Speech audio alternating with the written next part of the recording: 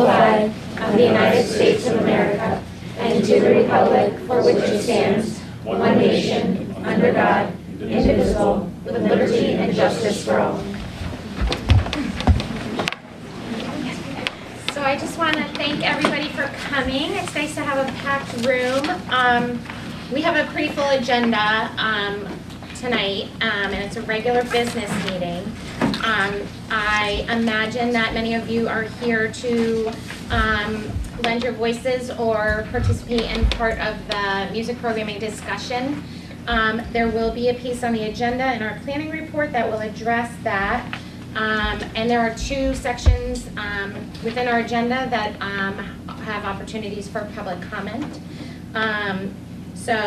But we do have some awards tonight for students, and you know, our tradition of putting the kids first, we would like to start there.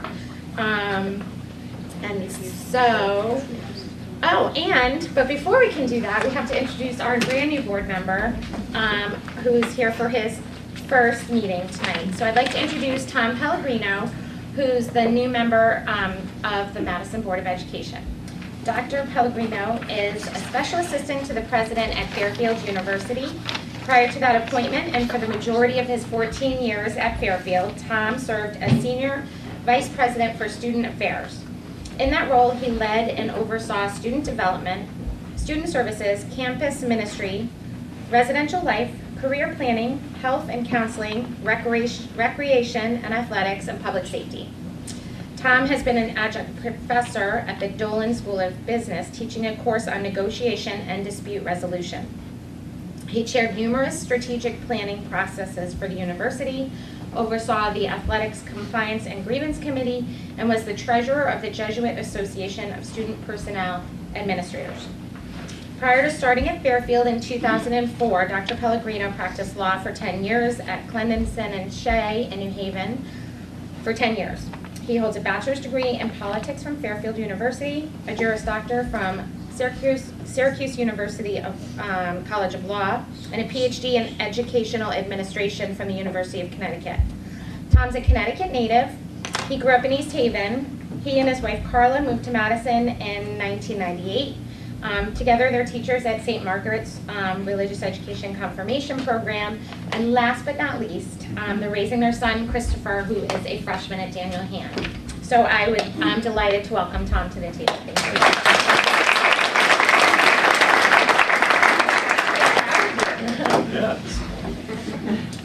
Okay, so that's next on the agenda is our recognitions. Hi, good evening. My name is Gail Dolling-Hench. I have the privilege of filling in for Superintendent Scarice. He is presently attending the Polson Spring Play, where his daughter is playing one of the lead roles in the play. So I'd like to welcome you, and I'd like to start with our CAVE Student Leadership Awards. CAVE is the Connecticut Association for Boards of Education, and every year they annually they give out awards for students who exhibit exemplary leadership skills. Those students are in grades 7 through 12, and we are able to honor 2 students from Polson tonight and 2 students from Daniel Hand. The criteria is amazing. The students have to exhibit leadership skills in the following ways: willingness to take on challenges, capability to make difficult decisions, concern for others, ability to work with others, willingness to commit on a project, diplomacy, ability to understand issues clearly, and ability to honor a commitment. That's an incredible assortment of skills, and we're pleased to welcome people here tonight. I'm going to start with Polson. Mr. Henderson's here to say a few words. We're able to recognize Kevin Sandor tonight, who's one of the recipients, and there's another recipient, Tatum Maxwell, who could not attend tonight's meeting, but will be here to receive her award on June 19th. So, welcome, Mr. Henderson. Thank you. First of all, thank you to the board for including the middle school in the CAVE. We've been doing this for a few years. It's been great. Come on up here, Mr. Sandor. I'm not going to read alone.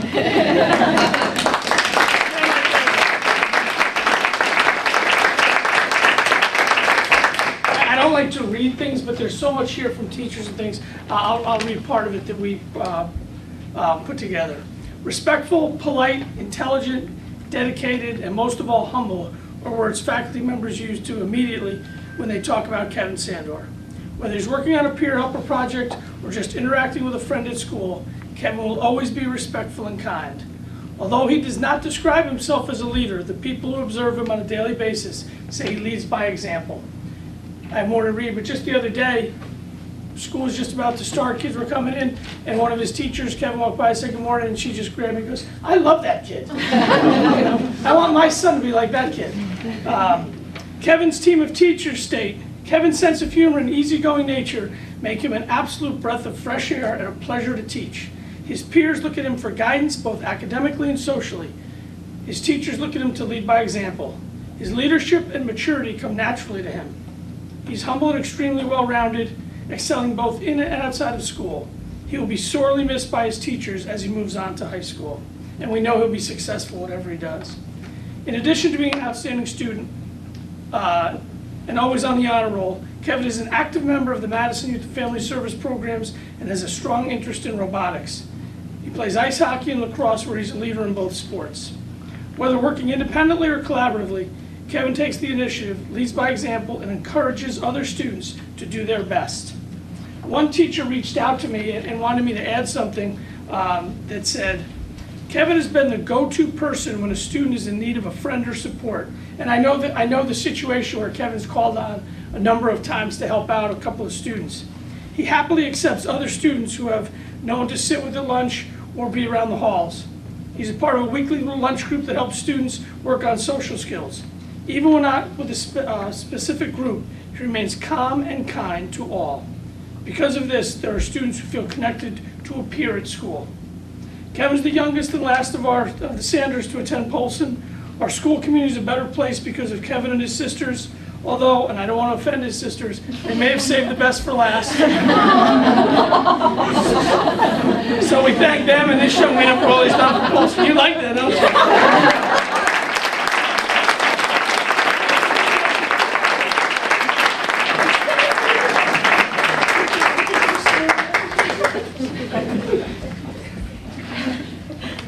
How many people are here from Kevin's family?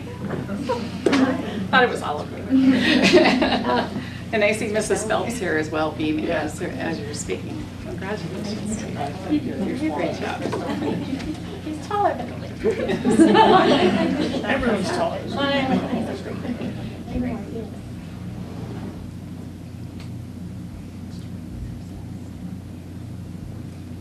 Okay. Thank you. Congratulations.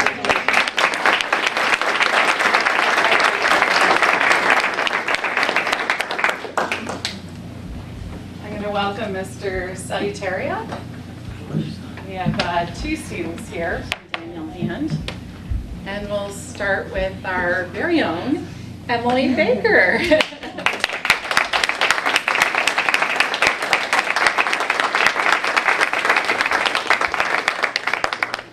Hi, Emily. Hi. All right. Hi, everybody. So come over here. This is like awkward. I don't want our back to you. And I'd like to thank you again to the board for the invitation, similar to what Mr. Henderson had said as well. Kevin, congratulations. We look forward to having you at high school very soon. And it would be, it's always an honor to be here. Selecting 2 students out of 292 is always challenging. It's our current senior class. I think even more challenging is trying to summarize everything these students have done over the years. So, we could write things forever, but we try and be to the point, and they're truly 2 amazing students. First, with Emily Baker, we're really excited to have her as our CAPE student leader for Daniel Hand. And Emily is an intelligent and highly motivated young person. Her incredible accomplishments over the past 4 years at Daniel Hand High School are not surprising and are a result of her drive and dedication to her commitments. Academically, Emily sets extremely high standards for herself. Her studious work ethic, meticulous time management skills, and perseverance are some of her strongest academic attributes. Emily thrives on a challenge as demonstrated by the program of study she has selected over the past 4 years. Emily is eager to learn and is never one to take the easy route. As a result, she has achieved tremendous academic success. comfortable being talked about in front of everyone. You're doing a great job. I could have you read it, be more uncomfortable. Emily has a variety of interests outside of the classroom. She is a competitive and successful runner on the cross-country and track teams. Her dedication and enthusiasm set a positive tone on each team, and she's an excellent role model for her peers. Emily is also very involved in music and theater at Daniel Hand. She has showcased her talent by playing in the Shoreline Youth Symphony Orchestra and performing in the fall play and spring musical productions each year at Daniel Hand. Emily has also made time in her busy schedule to serve her community. She volunteers at her church, is a founder of a club called Hearts for Hounds, and she is close to completing a successful 2-year commitment as a student representative for the Madison Board of Education. In this role, she has effectively communicated with the public on a wide variety of information that pertains to the high school. She has also offered her input as a student regarding several Board of Education agenda topics. In this important role, her honesty and input have been certainly valued and appreciated. Emily is a congenial and sociable young person who is a pleasure to know.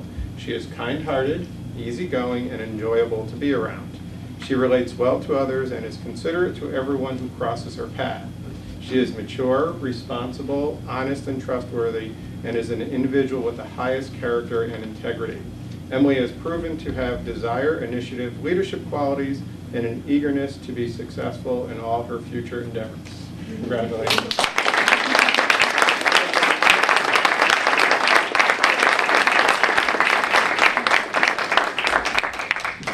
Just catch in the middle. Excuse me. Go ahead.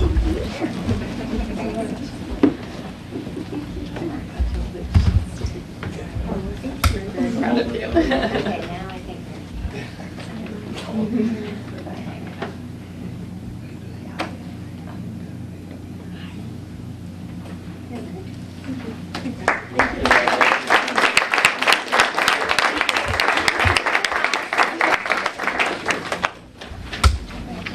Michael, you ready? The anticipation of coming up is probably worse than standing there, right? Welcome. Thank you. It's my pleasure to introduce Michael Campanelli. No. Yeah, hide back there. Michael is an incredible student and, more importantly, an incredible young person. His work ethic over the past 4 years at Daniel Hand High School is one of the many reasons why he has earned the respect of the entire DHHS faculty and his peers. Academically, Michael is an extremely bright and highly motivated student who has challenged himself with the most rigorous program of study available. He has excelled in these rigorous courses due to his remarkable focus and self-discipline. Michael is able to overcome challenges as a result of a studious work ethic and persistent attitude. Outside of the classroom, Michael makes volunteerism a priority in his life. His participation in charitable efforts has significantly impacted the lives of countless individuals. As an active member of his church youth group, Michael assists on a variety of community service projects, participates in mission trips, teaches religious education, volunteers as an altar server, and plays in the music ministry. Michael has started, this is when I wrote this, Michael was working on starting, but Michael has started a club at Hand called APK, in support of Captain Andrew Peterson Keel, who was killed in Afghanistan. This club is intended to support active, retired, wounded, and fallen warriors. In addition to incredible humanitarian work, Michael has a passion for music. He plays the viola in several ensembles and is a talented and hardworking musician. Michael hopes to continue performing and studying music while in college. Michael is an incredibly likable and friendly young man. People gravitate towards him due to a warm-hearted, genuine personality, as his internally pleasant and cheerful demeanor makes him enjoyable to be around. Michael has numerous strengths, but one in particular is his ability to relate effortlessly to adults as well as people his own age. It is not surprising that he's established an excellent rapport with all members of the Daniel Hand High School community. Michael has a strong moral compass and his character is impeccable. He is mature, honest, reliable, non-judgmental, and respectful of everyone he encounters. His work ethic, combined with a magnetic personality, has certainly ensured his current success and will no doubt ensure success in all his future endeavors. Thank you, Michael. Congratulations.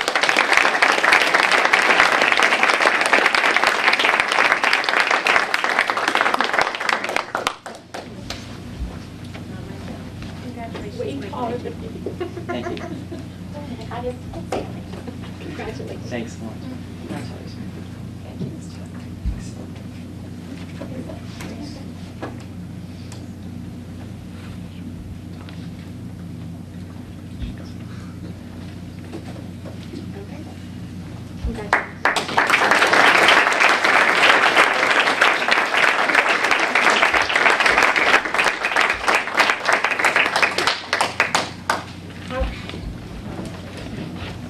So the next item on our agenda is public participation, and it just, this is our business meeting that we hold twice a month, and so we run it as such. We do follow and have always followed Robert's Rules of Order. There are 2 points during our meetings, as I said before, for public participation. Now and then again, later towards the end of the agenda, to provide an opportunity for a response to the information we present.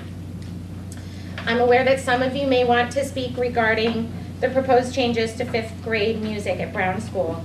It might be helpful to know that because this work is being done at the committee level, an outline of this committee's work will be presented as part of the planning report later in the agenda. We welcome everyone's input, and we're very happy that you're here. Anyone who wants to speak at either public comment time, we ask that you please stand, state your name and address for the record, and fill out one of these blue forms that's located on the table over there. Everyone has 3 minutes to speak, and if there are questions or concerns that we ask that you submit them as well on the blue form so that we can follow up. Again, that's part of the parliamentary procedure of Robert's Rules of Order. I just want to close by saying before we begin that we are all here to listen to you. We know that you want to be heard. We know that you want to have a voice, and that's why we're glad that you're here. So thank you for coming, and let's begin. Is there any member of the public who would like to speak? Should I stay here or move up there? Anywhere you're comfortable. Okay. I didn't fill out a booth form, and I didn't You know can do that- it after you speak. I didn't know there was a time requirement, so I do have a prepared statement. Okay. My name is Cynthia Dreyer. I'm a Madison resident, and I have, I'd just like to read something that I wrote. First of all, thank you for the opportunity to address the board. I'm here to voice my support for the current music programs in Madison Public Schools and to voice my concern that recent changes to the music curriculum as part of the school reconfiguration plan will negatively impact education in our schools. I am the vice president of Hand Music Boosters, the parent of a high school student who has been involved in Madison's music program since elementary school, and I myself am also a former Madison Public School student. Although I did not pursue an education or career in music, the Madison Public School music program was, beyond question, the most positive influence on my education from elementary all the way through high school. I did not just learn music from the teachers and program, I learned invaluable life skills. The legacy and reputation of this exceptional music program was a significant factor in our decision to move back to Madison. We wanted our daughter to benefit from the program as I did, and clearly she has. Sadly, I believe this change will diminish these opportunities for younger Madison students. The new curriculum presented by the Board of Ed Planning Committee impacts music programs initially at Brown School by eliminating the current structure of band, chorus, and orchestra ensembles in 5th grade. The replacement music program for all 5th grade students, regardless of interest, is comprised of 1 trimester each of theater, music general, which presumably includes vocal instruction, and music instrumental. Of course, there are many facets of this plan, but detailed information is not available to the public. I firmly believe that these changes will negatively impact music programs from 5th grade all the way through high school, and following are just a few of the many concerns and potential consequences. Number 1, eliminating 5th grade ensembles will delay students' musical development and performance experience by 1 academic year. This delay will create repercussive impacts on ensembles in all Madison schools. The replacement program does not appear to be comparable in any way. Although it is being presented as a positive program change with considerable discretion for music educators to determine the substance and content of instruction, the reality is that whatever instruction they choose must still fall within these new parameters. This will ultimately result in a significant reduction in concentrated music instruction. For example, it is not possible for a student to learn to play a complex band or orchestra instrument in 1 trimester, nor would it be cost effective to rent a band or orchestra instrument for 1 trimester. Therefore, the in-school instrumental instruction will be relegated to beginning instruments such as recorders or basic percussion. One trimester of recorder instruction cannot be compared to one full year of classroom clarinet instruction with performance experience. The burden will fall to parents to pay for private instruction for those students who are interested in learning a more advanced instrument. And surely not all parents have the means to do this. We currently have exceptional, award-winning vocal and instrumental music programs at Daniel Hand, and a high school student with 1 year less of instruction, preparation, and experience will simply not be able to perform at the same level as our current students. Second, eliminating choice at the 5th grade level may decrease overall interest in music programs. Students of this age are developmentally capable of deciding between band, chorus, and orchestra. Forcing all students to take a trimester of each will frustrate those who know what they want to do and may result in apathy for the music program in general.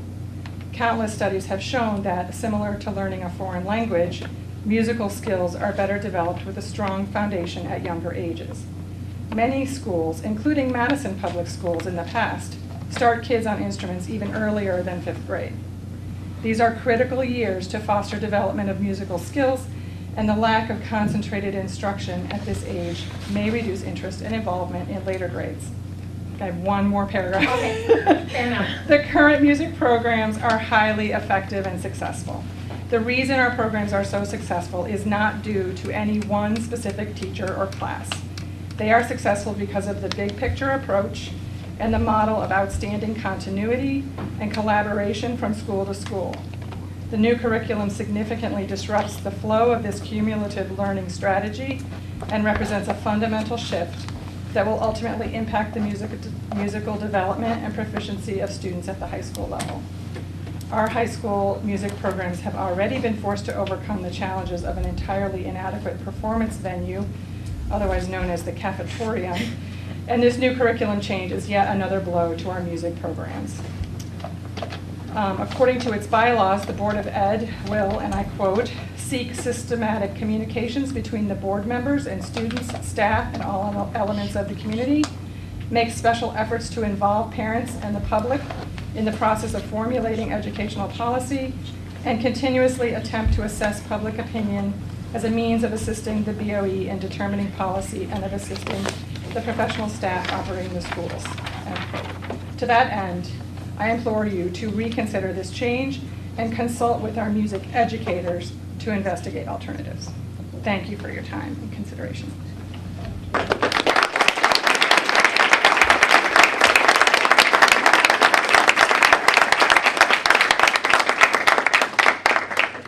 Good evening. My name is Cameron Payne. I live at 57 Neck Road. I have a daughter, Lily, who is right now in Brown. She thrives in the music program. And I thought what I would do is approach this from a business perspective. Until last year, I ran the multiple listing service for the state of Connecticut. So what does that mean? It's the product, the technology that realtors use to share listings with their clients in Connecticut. The reason I bring that up is, whether you realize this or not, we use third-party vendors to score schools. Part of that scoring is how they spend money. And part of how they spend money is whether or not they spend money on the arts. So if you remove funding for the 5th grade art program, you will materially harm the property value in Madison. There is no question about it. So when I look at where I would want to live in Connecticut, I am Connecticut born and bred. I've lived all over the country, and I came back to Connecticut. And I had my choice of where to live. My office was in Wallingford. I could have lived anywhere within an hour's commute. I chose Madison. And I chose Madison because of the arts programs for my daughter. That was important to me because I am a Grammy Award-winning musician. That is no longer what I do. I run companies now. But I want to stress for you that 5th grade is an inflection point for children. It is the point where kids who don't have other options are looking for something as their foundation. For me, I was lucky enough to be involved in sports and music. Some kids are not that lucky. You cannot pull the rug out from under them. Let me phrase that another way. I think it would be great if instead of pulling the rug out from under them, you give them the opportunity, the children who may not be involved in sports, give them something to rely on, give them that foundation, and music it's the soul. Thank you.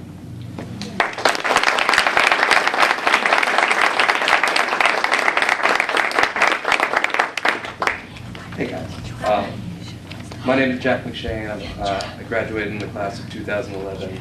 I come here before you as a music educator in East Lyme, a musician, and a product of Madison.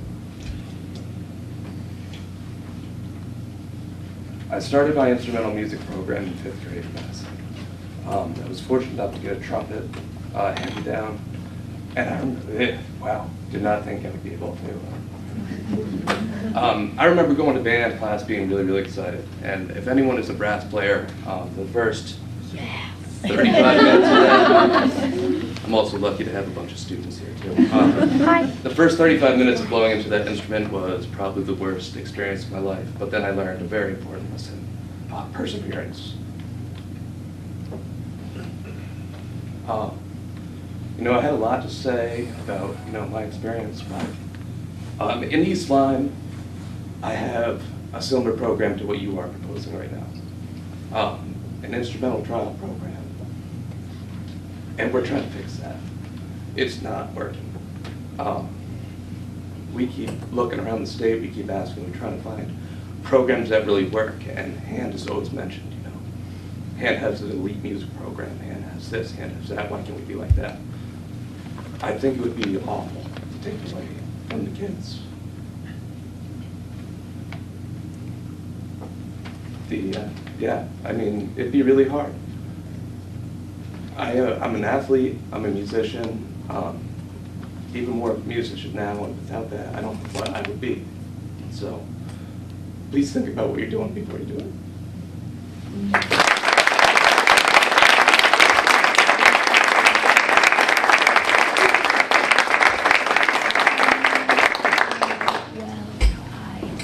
Hi, my name is Eric Dillner. I have a 9th grader at Daniel Hand High School.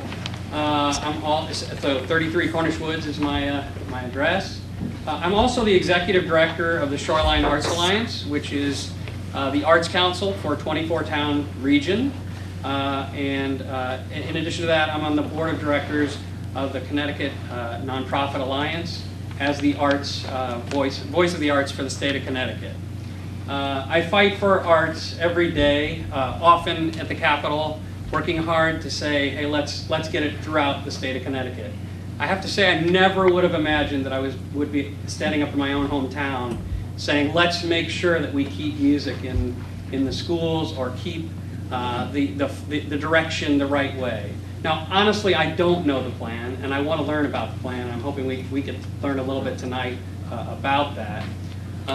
I picked up the phone this morning and called Christina Newman-Scott, who is the Connecticut Office of the Arts, she's not the commissioner anymore, the director of arts for the state of Connecticut. And I said, what do you feel we should be talking about tonight? And she said, there's lots and lots of statistics that we can look at. I reminded her, we talked a little bit about, I brought a whole stack of things, but I'm not going to pull out. But I'm going to pull one out. There's this little thing that was built in Washington, D.C. about arts and education and what arts does for kids when they get it early and young. What are the things that are impacted in their life? And it's amazing to me that, like, if you look at this little billboard, you can see that like reading music helps with dyslexia. Like, there are so many things that we can do to help. Let's talk about drugs.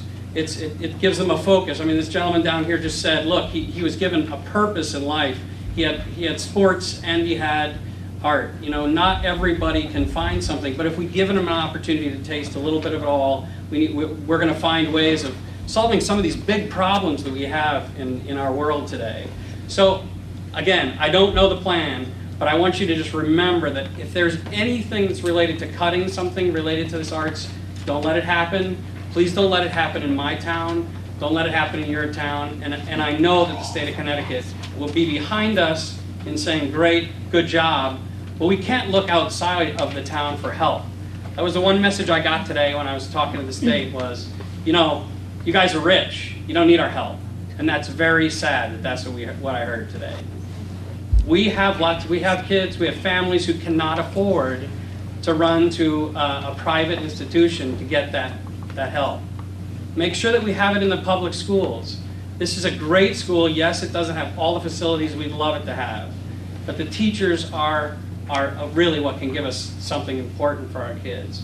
So I just plead with you to whatever comes down the pike when we have to cut, let's make sure that we're giving these kids something that they can believe in so that we don't have the crazy things that we see on TV. So fight for Madison. Thanks.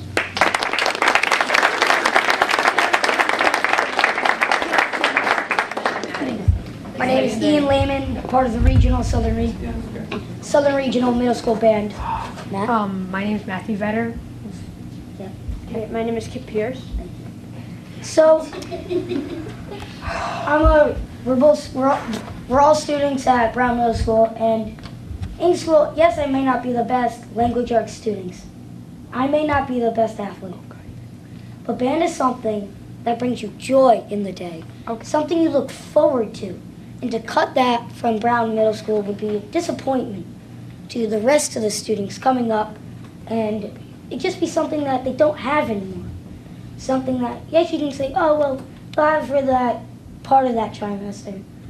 Yes, but you can't learn all that you need to do in that part. The amount of time it takes for me just to learn to play a couple of notes on my trombone, and it takes that encouragement from friends. It's a community. The band can build, the orchestra can build, the chorus can build. It'll help give you some passion and something to look forward to for kids who may not excel at everything else. It is something that you can look forward to in your day and not just be like, oh, well, this day stinks, oh well. Might as well just get it through. Oh, okay. Well, so I just wanted to talk about how meaningful band and jazz band has been to me in the 2 years that I have been at Brown. So I moved here in 5th grade and sort of made my first friends in through band class. And yeah, that's pretty much it. It's just a very meaningful experience. Okay, so we are all band members of Brown School, and so I would like to talk about quickly how band brings actually problem-solving skills and new ways to come over. And like, for instance, when I started, I didn't know how to read notes. I didn't know how to even see all these music, and I just learned all these new things, and that was in 5th grade. But by taking away orchestra and chorus, I think, it's not giving you that opportunity to have this good problem-solving skills and being able to read these notes that can help you in your later life. Okay, yeah, I think that was it. Yeah.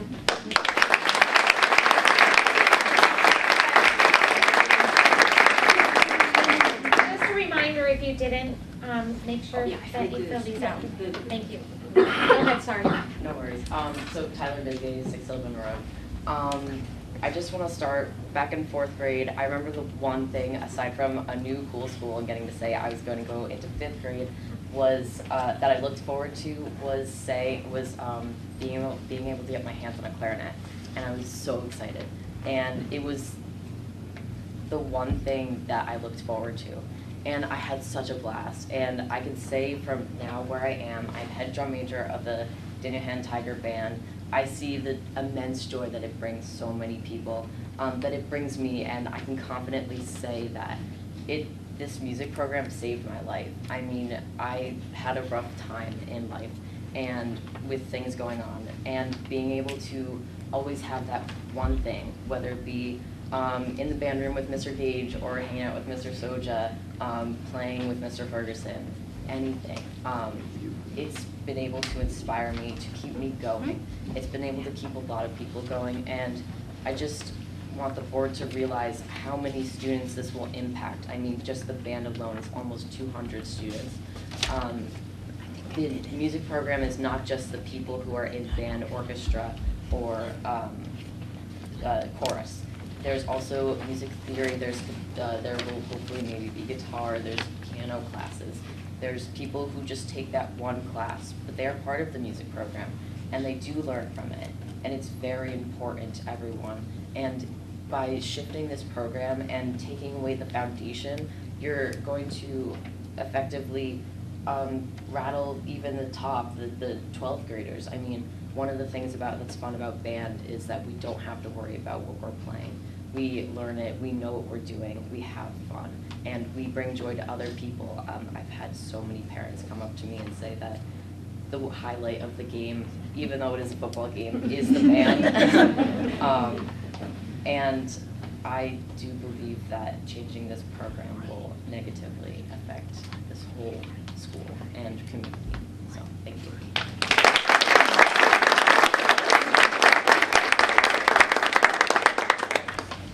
So I'm speaking on the behalf of the Tiger Band, and also my friend Miley McDevitt wrote this. It's a letter to all of you. Being students of the Madison school system, we are held to high standards. We grow with our surroundings, peers, and mentors.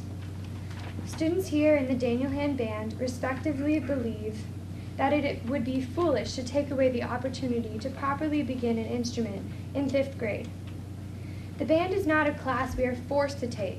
It's something that young students are passionate for. Students learn to try and fit in the school at a very young age. The band atmosphere is a place where everyone is equal. We all play instruments, popularity doesn't matter, we have fun while learning. Students are stressed and sometimes don't know where to turn when they are overwhelmed. Band class in 5th grade is where students are truly excited to learn about an instrument. It is a place where students walk fast through the halls to happily arrive to class. 5th grade band is filled with young adolescents who need a stress reliever. Band helps students to get their worries off their minds and focus on music. How can you even consider taking that away? The Daniel Hand Band is considered an elite band because of where the students started and how much instruction they had.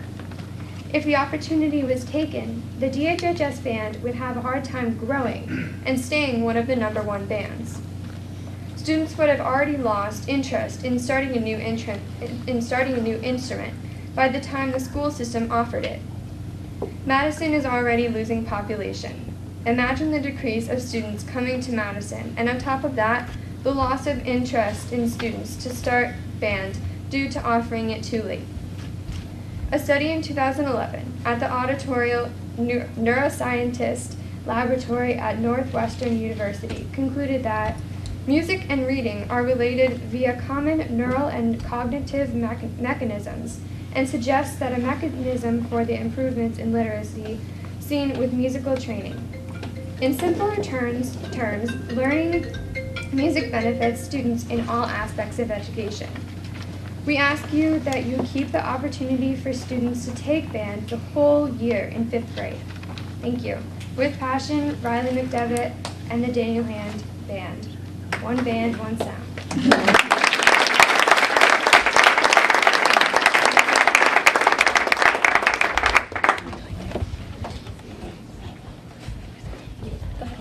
Hi, I'm Ruby Redlick, and 15 Island Avenue.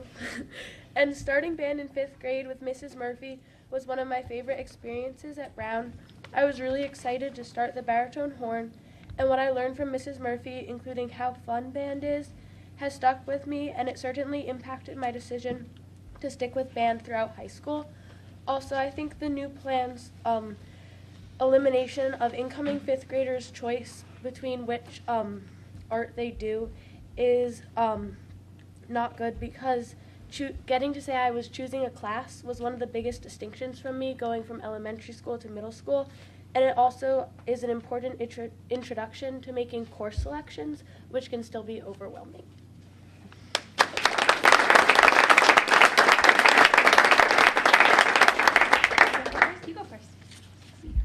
Molly Venner. I'm a third grader at Jeffrey, and my brother's right there. Hi.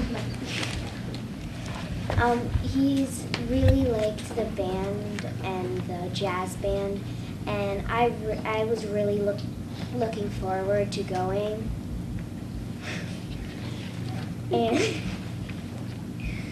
And I really want to go, and I don't want this to be taken away from me. It sounds like a really wonderful experience. And I'm starting trumpet and piano, and it's been a really good experience. But I want to go to Brown, and I want to go to the music program. I don't want that to be taken away from me.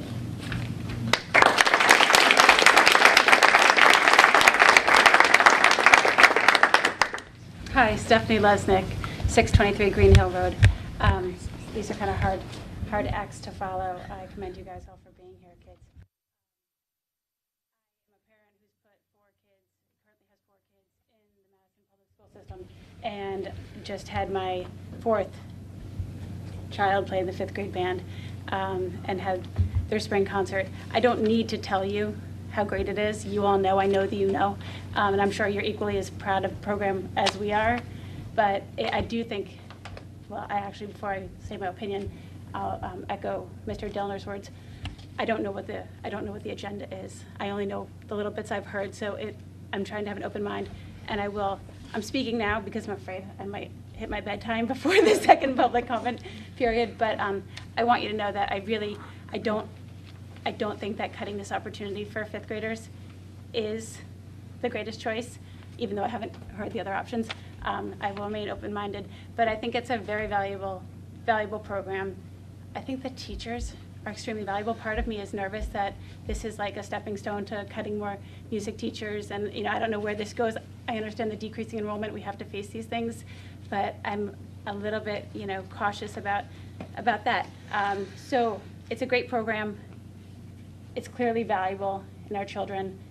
They're developmentally ready for that commitment and that choice, and the way they perform. I was blown away when I went to the high school stuff last year when I had high schoolers in the marching band. I was blown away, and then subsequently went to a 5th grade concert for my son. I thought, oh my God, this is actually where it all starts. This is the roots, and roots are really, really important to anything. So think hard, long and hard is all. Thank you.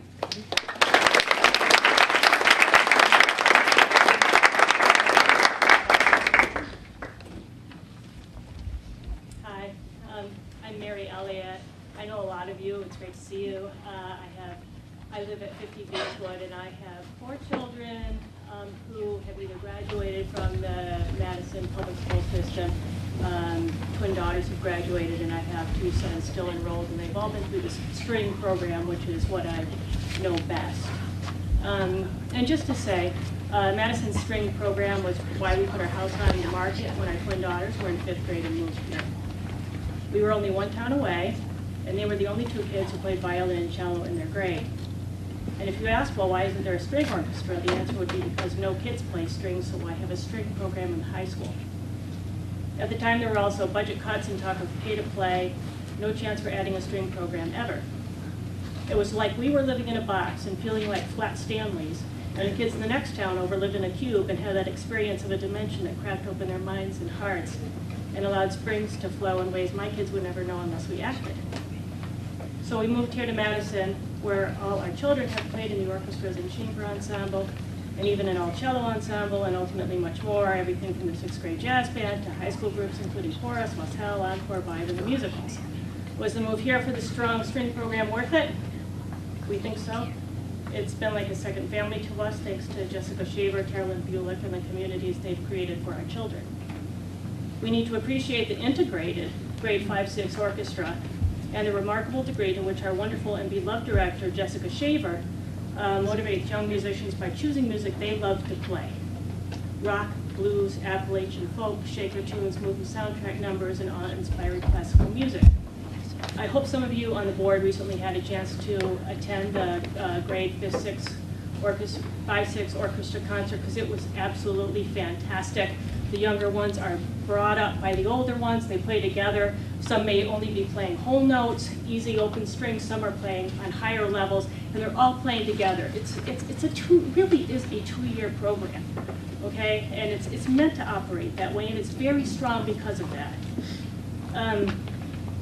Let's see, it's inclusive, inspirational, and fun for all levels. This is where we build and grow our base, our musical community, and where the students learn to collaborate with one another, listen to one another, respect one another, learn from one another, and love one another. These are the musicians we cultivate and motivate, and if we knock out that 2-year development program in the 5th and 6th grades, and even younger, I think it should start even younger, that's me, we'll lose our base. I do believe this. We'll depopulate it, and ultimately we'll jeopardize our string programs and other arts programs, and the school system's attractiveness to those residents and taxpayers who, as we did, move here for the arts, music, and opportunities other towns have cut.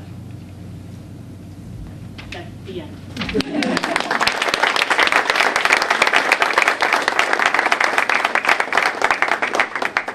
Hi, Jean Card, 2 Bradley Road. I'm going to try and connect a bunch of dots that have been said in here. I have 3 kids who've gone through the Madison Public Schools, and in 1st grade, my son came home and said to me, "Mom, I'm stupid. I can't read. Everyone else is reading big books and I can't." He has dyslexia. In 5th grade, he started band. He plays trumpet. Go Brass. Yeah. He came home and said to me, "Mom, I can read." For the first time, he'd found a language he could read. I'm going to move fast forward. Okay, he played at the high school. He went on to be in Connecticut All-State Regionals, and he earned a scholarship to the University of New Hampshire, substantial, for 4 years, where he's studying music education, because the program meant so much that he wants to go on and have that be there for other students.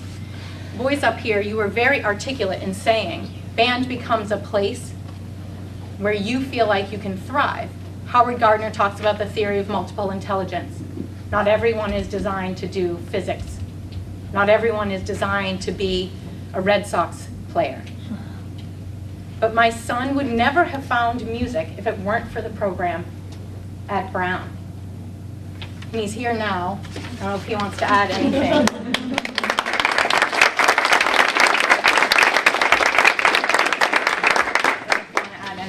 Yeah, I have 3 brief things. Will Card, partial 2 Bradley resident, this college. So first thing, just what music gave me was just like, I mean, you touched on it. It's just a place where I could read. It was a safe place, and it was a place I could thrive. But most of all, it was, for me, a leadership place where, I mean, I got cut from the baseball team my freshman year, and I learned athletics weren't my thing. But after that, I mean, being first chair in band and other places where I was in many other music groups, it gave me a place where I could be a leader, and I didn't need to be on a sports team. And you don't get that in bio, you don't get that in math or anything like that. The other thing is, just for me, I mean, I've been coming back. I'm going to be a junior in college this year, and I've been coming back and talking to Mr. Gage and just looking at what he's made at the high school level, and it's something that you don't see everywhere, and he's made a lot of progression. And when you cut it at such a low level where 5th grade is so detrimental for the kids, for their learning experience, it will really affect, and you'll see it over the years, it'll affect the way high school players learn. And I mean, that's just not coming from an opinion. This past year at UNH, I taught 5th and 6th grade music up at Oyster River, the high school in Durham, and they don't have anything near to what we have here, and they are really, really hurting from it. So, I mean, yeah, that's it. All right.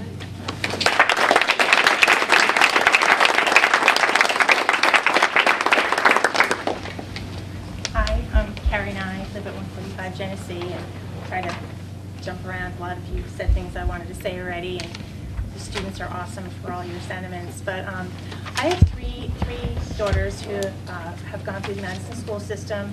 Youngest is going to be graduating in a month. So I'll no longer have a horse in this race, actually. But what I wanted to speak to was the fact that parents that have younger children might not realize what they'd be missing if things are changed.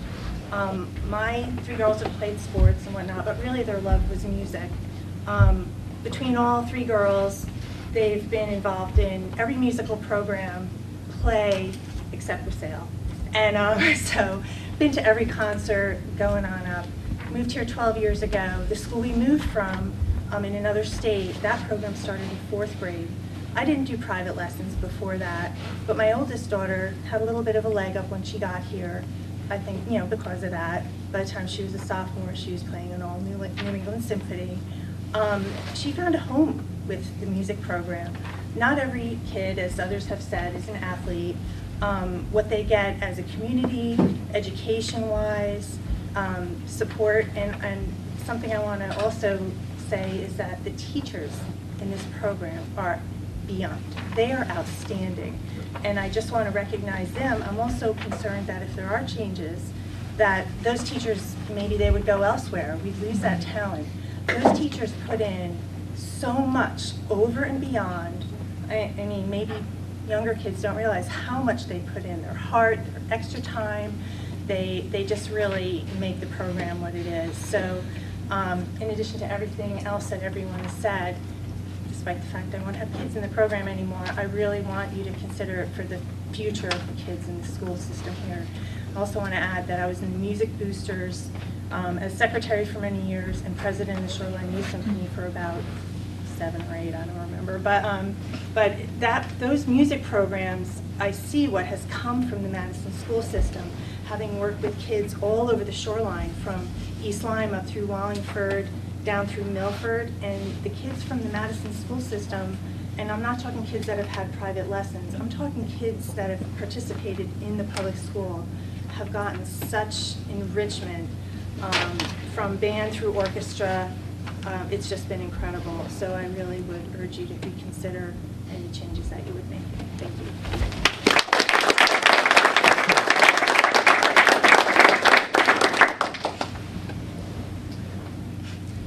Hi everyone, I'm Michael Campanelli. I'm at 309 Green Hill Road.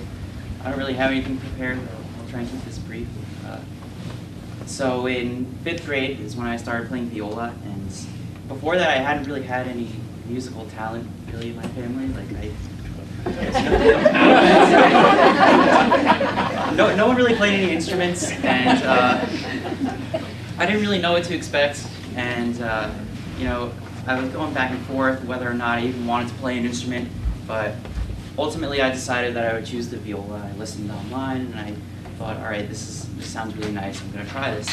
So in 5th grade I started playing, and I realized that I really enjoyed it, and I moved up in the grades, and I'm really thankful for Mrs. Shaver and for all that she did to start me out, and from there I just continued to grow, and 7th and 8th grade I was in the Southern Region Orchestra, and then throughout my 4 years in high school I've been able to go to the Southern Region Orchestra, all states, all New Englands, and ultimately this past year I was able to attend the all-national orchestra in Florida, and I was able to represent Daniel Hand High School along with schools from across the country and perform with 600 other people from around the country, which has been an extremely amazing experience. And I just think that if we were to start with the instruments another year, especially for me, I don't know if I would be where I am. And since then, next year I'm going to be going to college, and I feel really lucky to have gotten a substantial strings scholarship, and I'll be studying music. And I think that if I hadn't had that opportunity, I don't think I would be in the same place right now. So I would strongly urge you guys to reconsider whatever it is you're going to do. Thanks.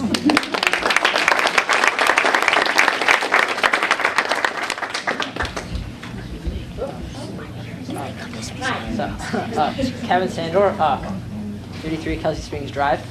I didn't really prepare to say anything, but I just remember walking into 5th grade and not really knowing what to think, and I'd seen my sister play in the band, and I thought that's pretty cool. So I had 3 classes to choose from in 4th grade, and I was like, I'll do band. I walked into first day band class, and Mrs. Shaver had all these different instruments laid out on the table, and I didn't know which one to pick, and she started playing them all, and it was beautiful, and I was like, okay, this is awesome. I totally got into the right thing. And as I started playing it was kind of boring at first. You had to do all the scales, and it felt like work, and I never thought this is a class I'm going to develop a passion for that I want to go to. But I know that now in 8th grade, I look forward to 9th period band class, and I'm like, oh, thank God I have band and not gym, because I have to work and stuff. Either way, so I just wanted to say that it's something that a community and you can develop a passion for, and it makes my day. So.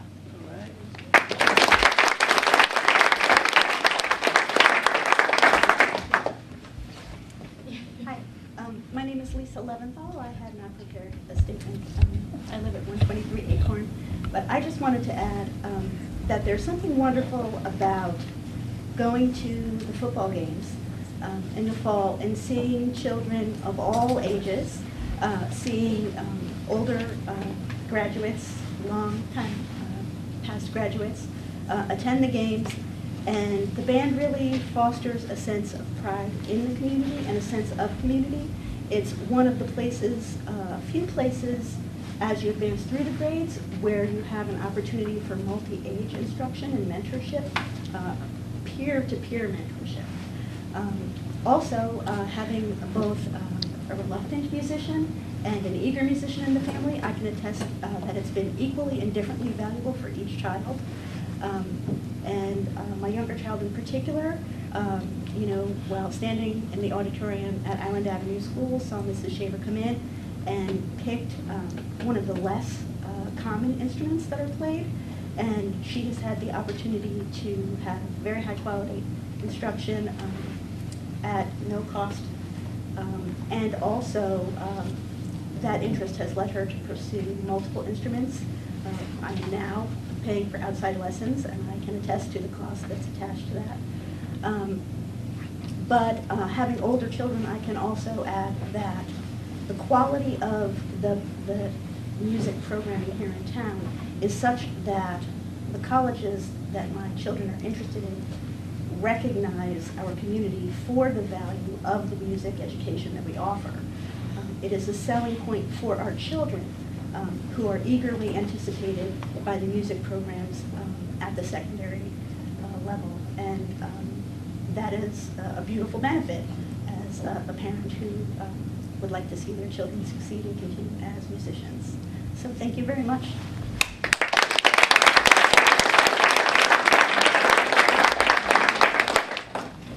And my road 278 Lumbertown Road. So I've been playing in the Daniel Hand Orchestra. I'm a freshman. I've been playing violin since I was 4. I forced my parents to let me play. And when I got to Brown, I was so excited that I could finally be part of a big orchestra. And it's given me so many friends and so many great experiences that I've had. I played in the pit this year with Ms. McShane, and I played with a lot of the people that are in the ensembles at hand. And it's just honestly been so much fun. I've had so many people come up to me and be like, oh, you're so lucky that you have such a great music program at your school. But at the same time, orchestra is not the most popular ensemble, and the enrollment has been declining. And a solution for that would not be cutting it back. I think that we should be advertising and be orchestra is a great program because it really has given me, it's such a fun class. I look forward to every day.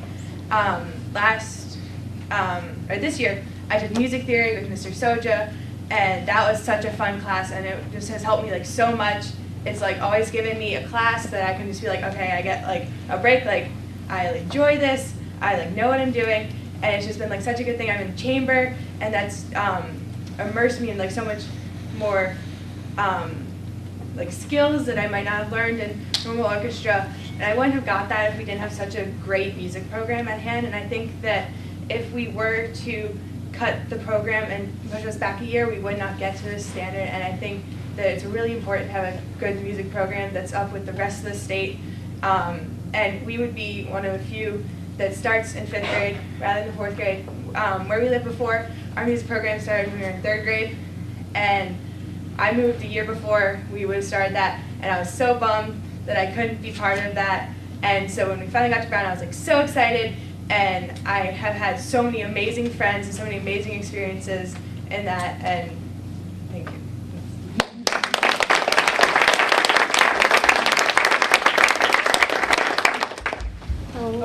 Oh, sorry. Okay, I'm Caitlin Sandor, 53 Kelsey Springs Drive. I just want to talk about the sense of community that you get through band. So I play on a number of different, I play on the varsity ice hockey team and I do robotics in the community.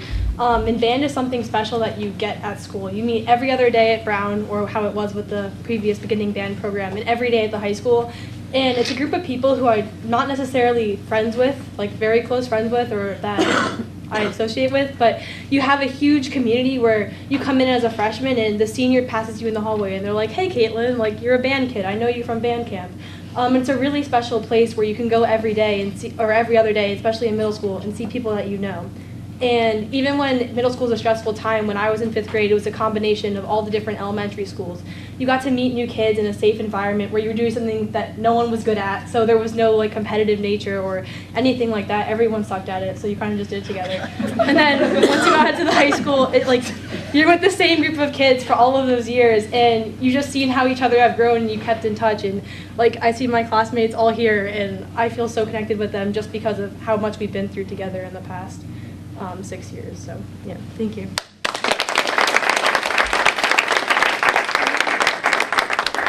Very quickly, my name is Lisa Raffi. I live at 40 Hull Road. I just want to give two different perspectives. I moved here from Chicago 7 years ago, and anyone who knows me knows I am a huge fan of Madison because I have the perspective of having come from a different town where we started music in 4th grade. But the energy and the passion for the children here is a combination of a private school drive with a public school big heart. And I have to tell you, when you look forward, not only do I agree with the point about the MLS, about we want to make sure Madison represents those items that people care about. What you put your money in is what you're communicating is important to you. And lastly, I will say, after having a son who was returned from his freshman year in college and just had his son go to his orientation at UConn, and how happy I am that Han has helped those boys launch. I have to tell you, both of them wrote their essays about playing their musical instruments. One mentioned how he plays his cello at the hearth and that he swears he'd get a standing ovation if they could leave their wheelchairs. I had a boy almost in tears leaving for his dorm. He had his backpack and his cello. So I have to tell you that I asked him today, would you have selected the cello in 6th grade? He said, I don't think so. I was an adolescent brat, I doubt it. And now cello is where he puts his energies, his outlets, his sports disappointments. It's just very important. But I also want to add this. It is getting harder and harder to get into colleges.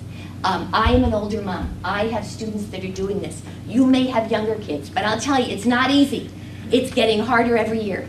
So if you can write about experiences and put in those Malcolm Gladwell 10,000 hours with the instrument to make you stand out, I really feel that I want this younger group of students to benefit from what I had to. And that when I'm selling my house and I'm empty nest and I'm crying leaving Madison and this sweet little couple comes in with 4 kids, I want to be able to say, yes, I'm leaving you with the services I had, and we can talk about it. We already lost friendlies. I wasn't here for that.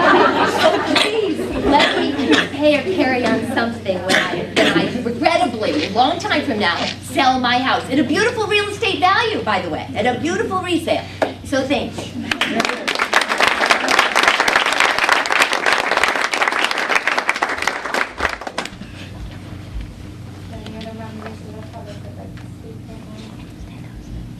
Well, I just want to, on behalf of the board, let everybody know how much we appreciate your comments. There is no doubt, from my perspective, that this entire board values music education, as evidenced by the commitment to purchase and our budget assumptions, new instruments in the budget. It's so helpful for all 9 of us to hear, or 8, Greg's not here tonight, your perspective. And more information will come in our planning report and down the road. So we will move on with the agenda right now, and it is our student representative report. Okay, I'm going to start first as the junior because the seniors have a lot of stuff, and we're going to be talking about that.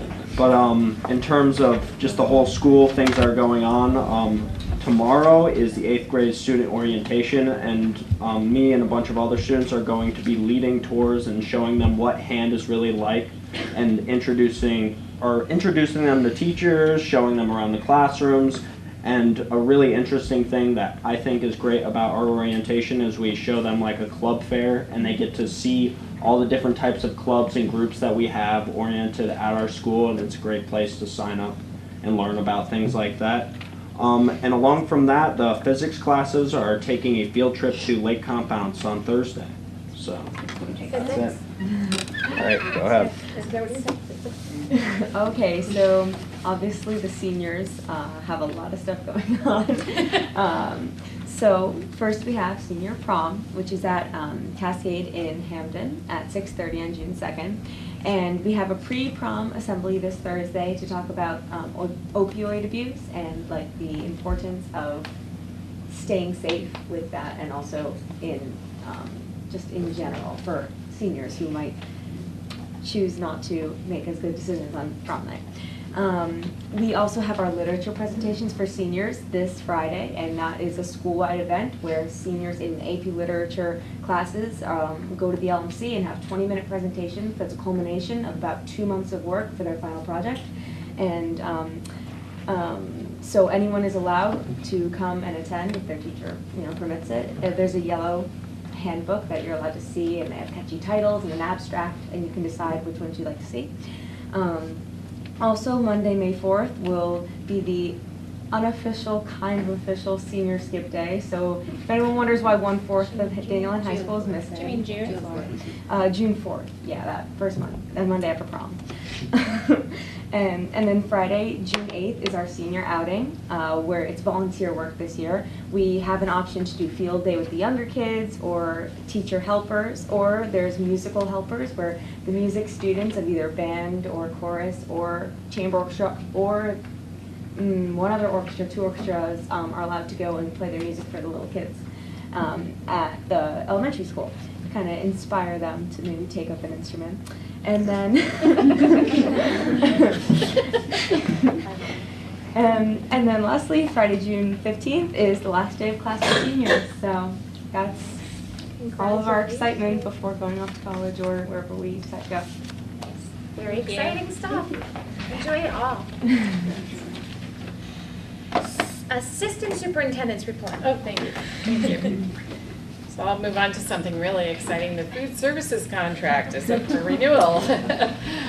So a few years ago, the board might recall that there was a vote to withdraw from the National School Lunch Program, and the impact of that has been an increase in both our school choice in food services and the quality. I'm looking at all the students out here who have greater choice and better food quality.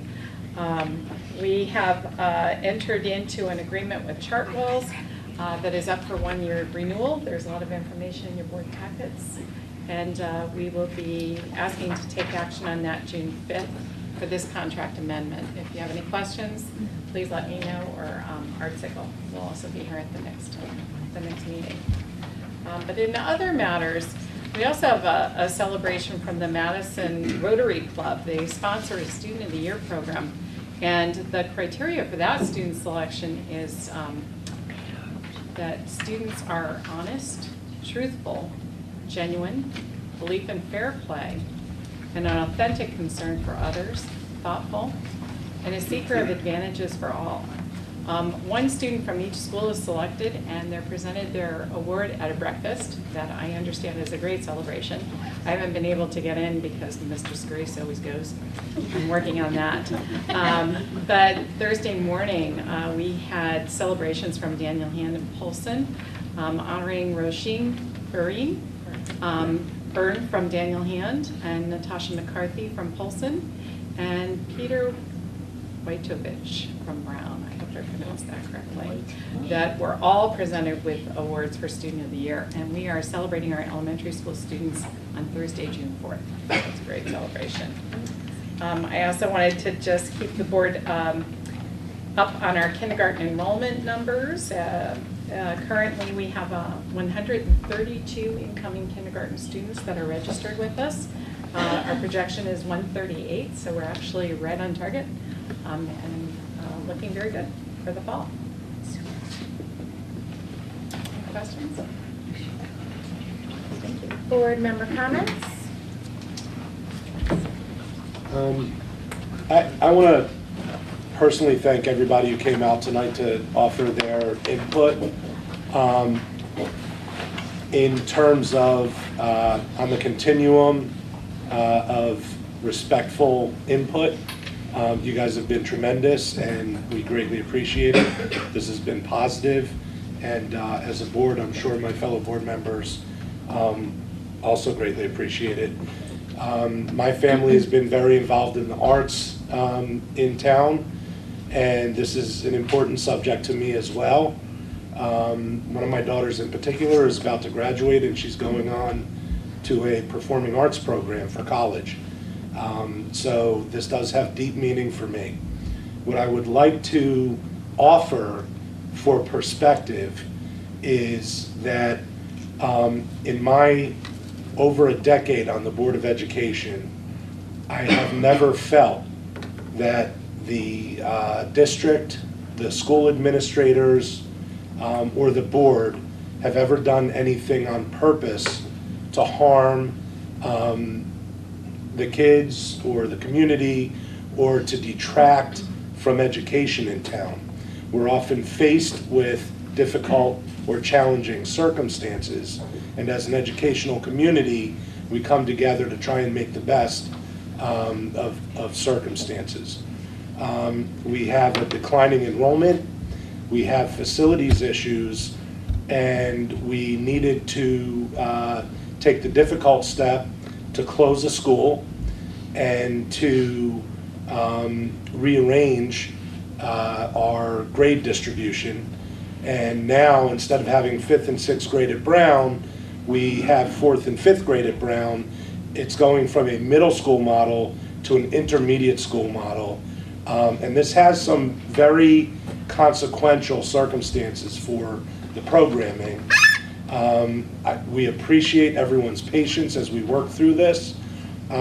Please recognize that this is not easy, and although my inclination always is to ensure that arts programming remains second to none, I would also say that in my experience on the board, and again, it's been a long time, I find that it's always smart as a board member to put some faith and trust into the great ideas and well-researched and well-thought-out planning that our district tends to do. Yes, we have incredible music and art teachers. We also have incredible administrators and teachers. You know, we will get through this as a community. We appreciate your patience. We don't know what's going to happen yet. Nothing is predetermined. Your input is very helpful, very valuable, and thank you very much. So moving on to committee reports. Planning committee. Well, apparently tonight I have the most anticipated report. I'm going to start with our first agenda item, which was about the France 2019 trip. So I'm just going to pass out a couple of handouts. I think you only need two that way. So we started off the planning committee this morning with David Bryan coming from the high school to review the France trip that is being proposed for spring break 2019. They will tour Paris and South France. As per the usual, the teacher-to-kid ratio will be 6:1, and all children who are on the trip are underneath the Daniel Hand Code of Conduct while they're on the trip, even though they're not in this country. It'll be open to any child in grades 9 through 12. And I'm asking everyone on the board to review the packets that I just handed out and let me know if you have any questions before our meeting on June 5th. We will vote on this trip on June 5th at our business meeting. Next, Liz Battaglia, Ali Capetta, and Christy Simmons came to speak about the changes to the vertical CLC program that occurred this year and will continue to roll out next year. It will be called PHASE, FASE going forward, which stands for Functional Academic Skills Education. This is ultimately a life skills program that we offer here in the district.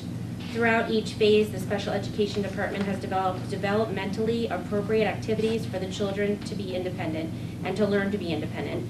And these activities have been aligned K through 12. We offer different activities and services at each school and level, even through the STRIVE program. The STRIVE program, for those that may not be aware of, is for after high school and is a program run jointly with Guilford and Clinton for 18 to 21-year-olds.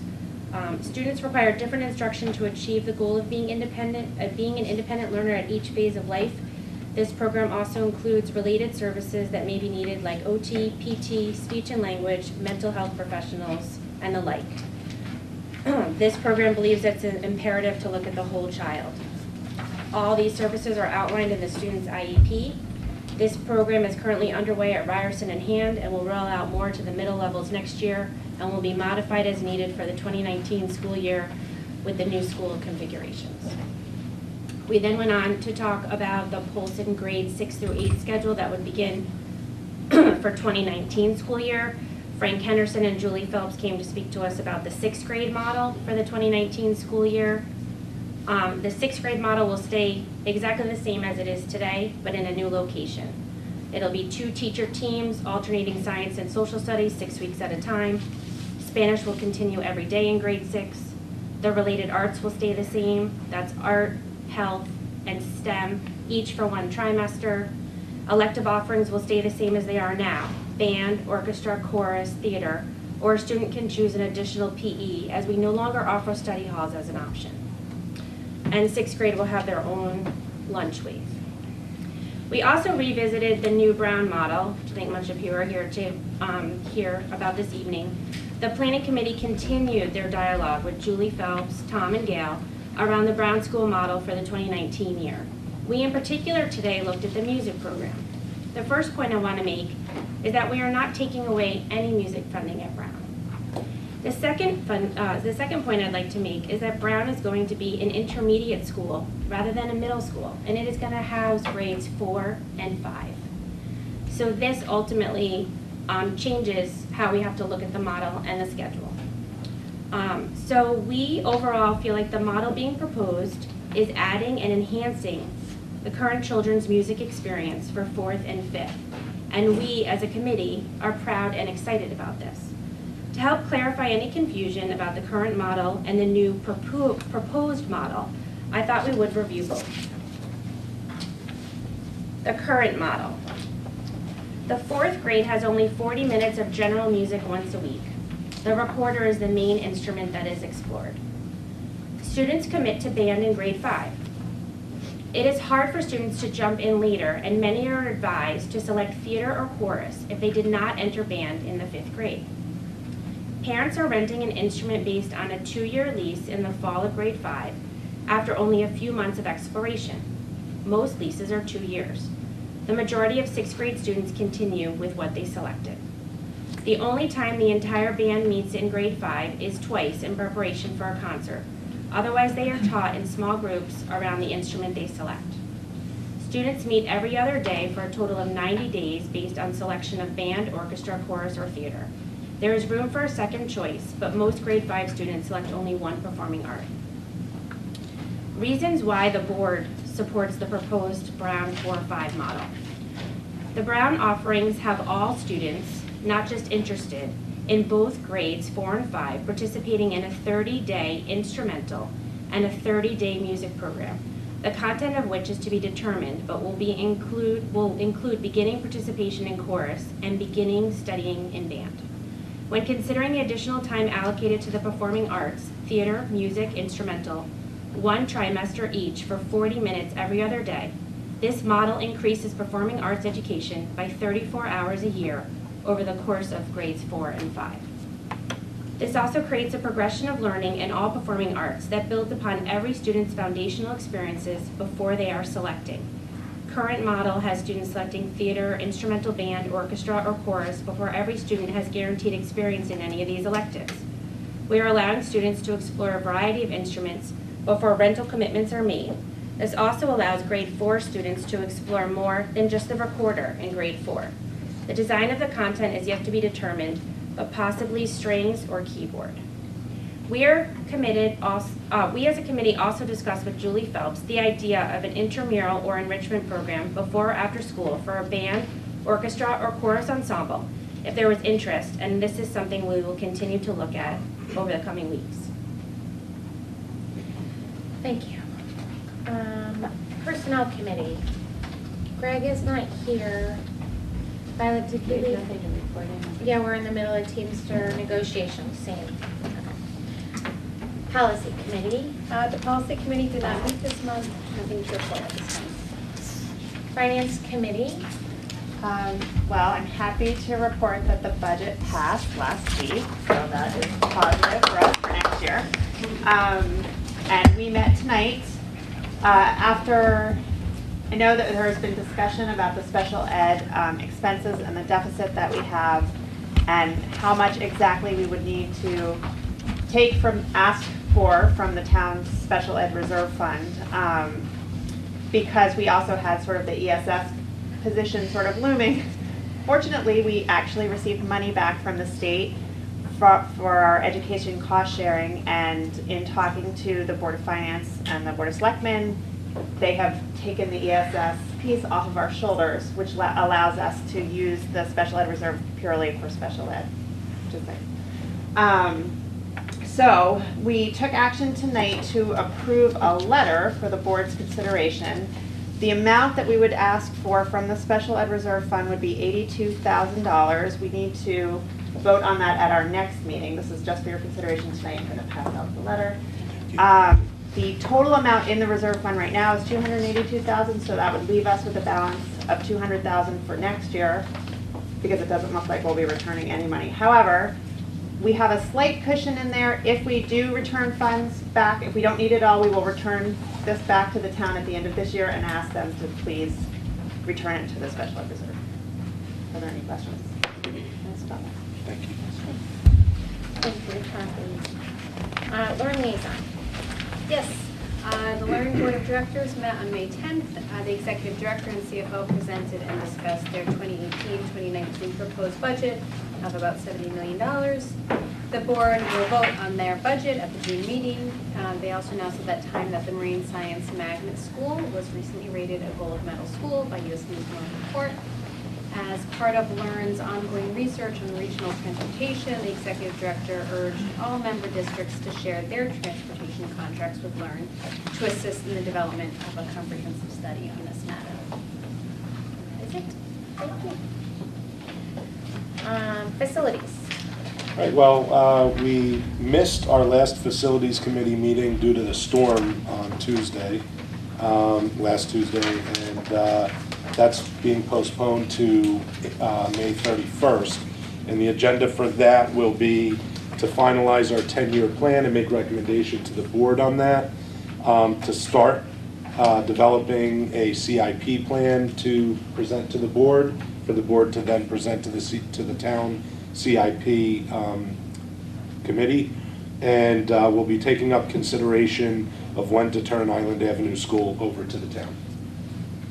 Thank you. Audience response to the information that was presented. I have a question. Kevin Sandor, 53 Castle Springs Drive. You mentioned a 2-year lease. Does the school lease instruments? Because I have all 3 kids participated in band, and I've never had anything but a month to month. Maybe I did a year. Yeah. So does the school lease instruments? Because it was mentioned that there's a 2-year lease for instruments. I just never faced anything like that as a parent, and I had a question about it. There are some leasing companies that require a 1-year lease on an instrument, and many that require a 2-year lease. So a 2-year commitment on leasing an instrument. I was at 2 different facilities. I was at 2 different facilities. One was here in town, and the other one was Waterford. It was like a big chain music store, and I think the big chain might have been a year commitment, and with a lease over the summer. Standard. Yeah, but, very standard. Yeah, but I've never heard of, I just never, no one, in shopping around for my kids, no one ever brought up a 2-year commitment. I think I would have looked at them like they had 3 heads if they did. That's very Hi, Susan Yankee, 33 Cornish Woods. I am a music teacher. I'm a product, though, of the West Haven school system, where we started instruments in the 4th grade. But that's where I found out I couldn't play an instrument. And I ended up, though, getting a master's in music from Yale as an opera singer. But that was from the chorus, so no one had mentioned singing. So I just want to make sure you know how valuable that is. I had 3 quick questions for you. You said there's a combined 34 extra hours of contact time over 4th and 5th. What's the increase in contact time for just 5th grade compared to what they're getting now? Do you know? So the configuration right now is 90 days for students to participate in band, chorus, orchestra. That 90 days would be 30 days of music 60 days of music. Okay. And then 30 days would be added to the 4th grade. So the 4th grade program would become richer and broader. Right, but so, 5th grade won't necessarily. Right, students would have 2 sequential years of 60 experiences. Right, but you're taking away from the. And I don't understand. want to be heavy-handed, but the rules that I explained earlier in terms of Robert's rules, we can't have an exchange back or forth. Okay, all right, okay, then I'll just. But feel free to please write your other questions on the blue piece of paper, and we will certainly get all of the answers. Oh, you will? back. Great, thank you. And you can ask them rhetorically here too, but Yes, we just can't please. answer. We're not trying to stifle you, sorry. Is there a music educator on your committee? Yes, that was my And will there be busing for before and after school programming? Otherwise, I as a parent could not have picked up my child and he would have been out of luck and not been able to sing in chorus after school if there's a bus in the budget. Thanks. Thank you. So I'd like to address something that was said before. I think someone mentioned that it's difficult to step into the program after this foundational 5th grade year, and I just want to say that as someone who has been a leader of the band and has been in many different programs, I've been able to step into many different programs, but I've also had a friend who was a cheerleader, and she saw all the fun that we had in the stands at the football games, and she really wanted to join that fun, and she didn't know how, and she was really nervous because she had never had any musical training or anything, had no prior experience with any types of instruments. So I said, why don't you just talk to Mr. Gage? And so she did, and she was even more excited because Mr. Gage was like, yeah, totally, we'll do it. She was in her junior year of high school too. She's now a very happy member of the Tiger Band.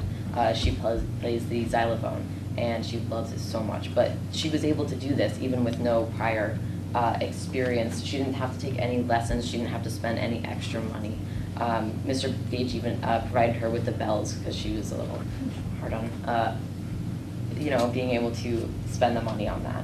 But she's so happy, and I know for a fact that this is not just her one experience. This is for a lot of different people.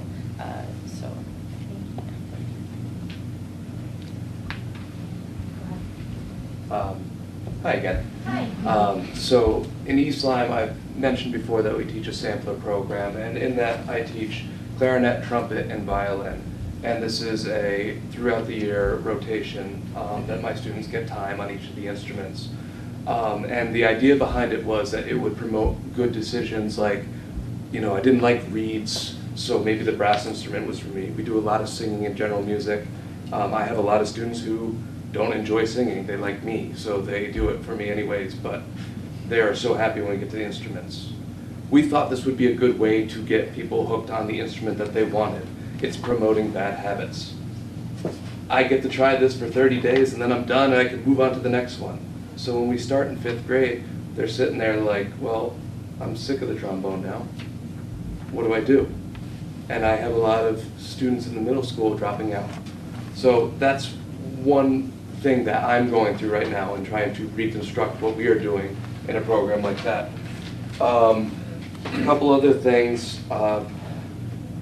With this instrumental program, you would have to buy the instruments that they are going to be trying, so the cost of the district would go up in getting these instruments that we need. The time on the instrument is also like, you know, you have 60 days on a certain instrument. What are you really going to accomplish in those 60 days? You have them for, I forget what the time said, I didn't write it down, I apologize. But what can you realistically accomplish with that time? A couple other things I heard, the small group in 5th grade, that is really, really beneficial to them.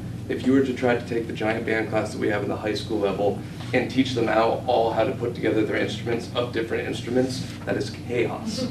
So the small instruction is awesome. We can put them together at a band at the end and it's fine. You have an amazing result that way because you have that personal connection. You can go and you can talk and work with one student while the rest is learning or putting on the reed and making sound. I can help someone else specifically if it's small instruction. Lastly, the after-school piece. That is something that has been offered up to me many times, and that is something that I fear as a teacher. Because when I get put after school, that means my program is no longer important enough to be during the school day. And I know it's not something that's meant to be harmful, and I know it's not something that you guys are meaning it that way. But that leads to it being taken away, and that is my fear. Thank you guys so much.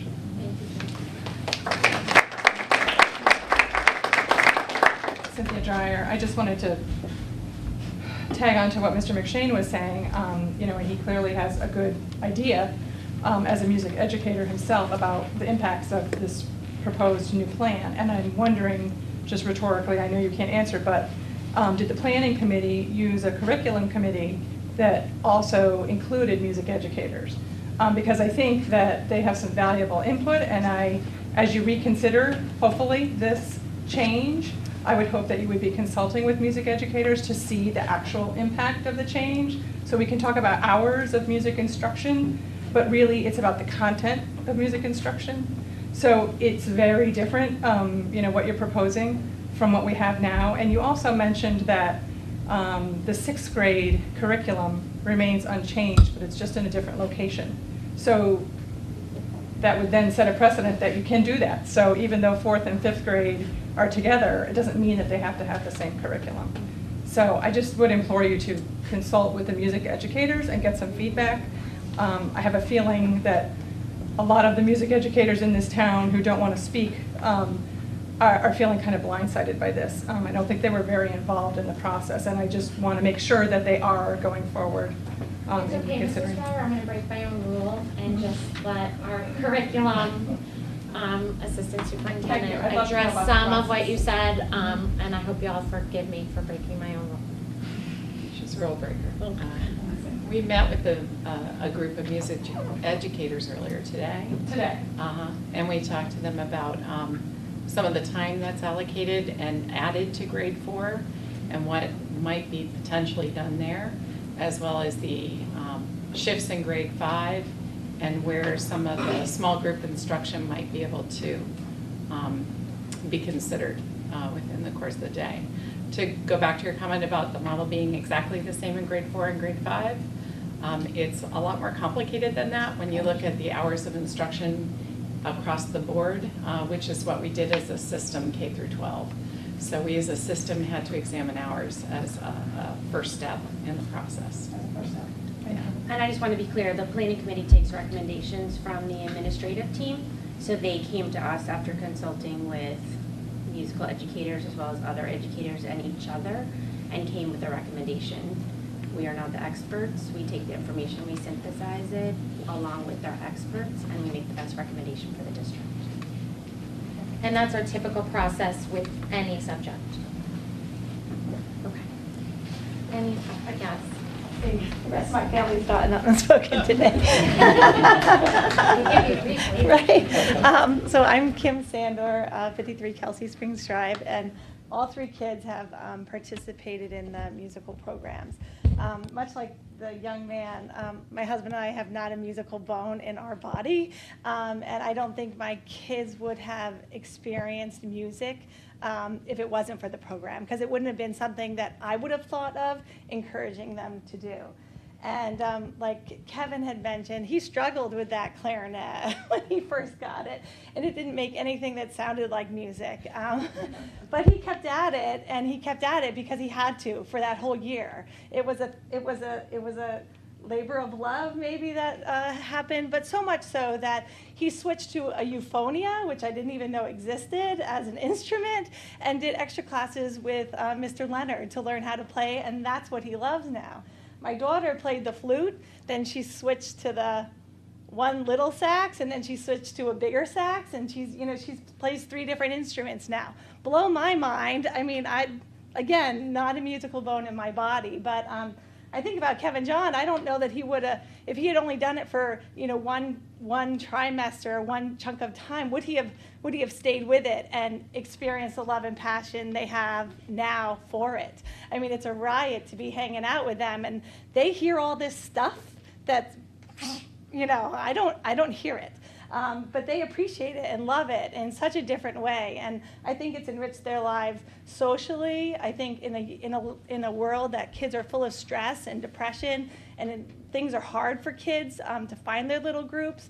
They love their electronics. This is an outlet. It's a stress reliever. I think the benefits of it are so much bigger than just having a certain amount of hours. There's a commitment, the learning curve, but it's the bigger piece of it that I think is so important. And if you just get to dabble, I don't know this gentleman's name, but he said bad habits develop. And you can always, dabbling is okay, right? But sticking with something and having that accomplishment at the end is just as important. So thank you.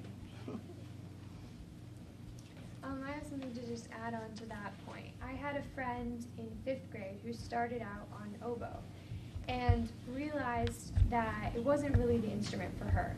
So she had that extra year to figure out what she really wanted to be playing, so that way when she got to the larger school and to the larger music program, she was able to really jump in and start to play her instrument. She switched to the clarinet, which was a lot easier for her, but if she only had that 60 days or whatever it was, I don't think she would have had that or been able to figure out which instrument she wanted to play, and therefore that would have set her back in her musical career or whatever she wanted to be doing. I know you spoke for Miley McDevitt earlier. Can you just make sure you add your name to the blue form? Thank you. Eric Dillner, 33 Cornish Woods Road.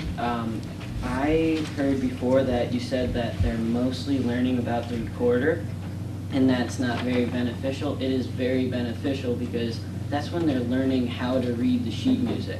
If they don't know how to read the sheet music, that's going to be extra time needed to learn how to read and play the instrument. Also, after school chorus, ensembles, and everything, that I am in 2 sports and on the robotics team as a co-captain and secretary. I have almost no time after schools, and during school I do chorus. That is a chunk of my time that I can relax, and that's mostly people that are just getting the credits, and all the ones that I want to be in are the ones that are after school. They need to bring those into school so I can experience that, and that's where I want to go.